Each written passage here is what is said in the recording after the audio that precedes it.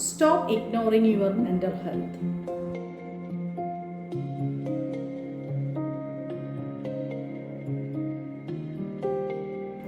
നിങ്ങളുടെ മെൻ്റൽ ഹെൽത്തിനെ ഒരിക്കലും നിങ്ങൾ ഇഗ്നോർ ചെയ്ത് കളയരുത്.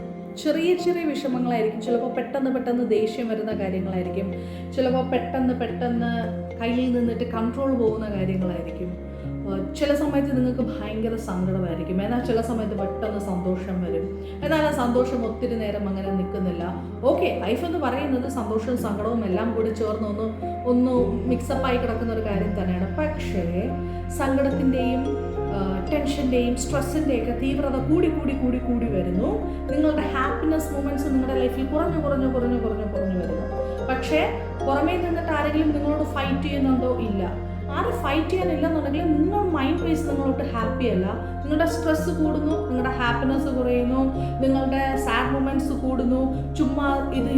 ചുമ്മാതിരിക്കുമ്പോൾ നിങ്ങൾ എന്തിനെങ്കിലും കുറിച്ച് ഓവറായിട്ട് നിങ്ങൾ തിങ്ക് ചെയ്യുന്നു.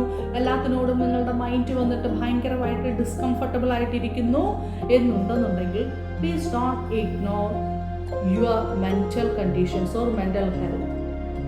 വേഗം നല്ലൊരു മൈൻഡ് മെക്കാനിക്കിനെയോ അല്ലെന്നുണ്ടെങ്കിൽ വേഗം നല്ലൊരു എക്സ്പേർട്ടിനെയൊക്കെ നിങ്ങൾ കണ്ട് നിങ്ങൾ ഓപ്പണായിട്ട് നിങ്ങളുടെ മൈൻഡ് ഹെൽത്തിന് വേണ്ടിയിട്ടുള്ള ബാക്കി കാര്യങ്ങൾ വേഗം സ്റ്റാർട്ട് ചെയ്യേണ്ടത് വളരെ അത്യാവശ്യം. മെഡിസിൻ എടുക്കുന്ന കേസല്ല പറയുന്നത്.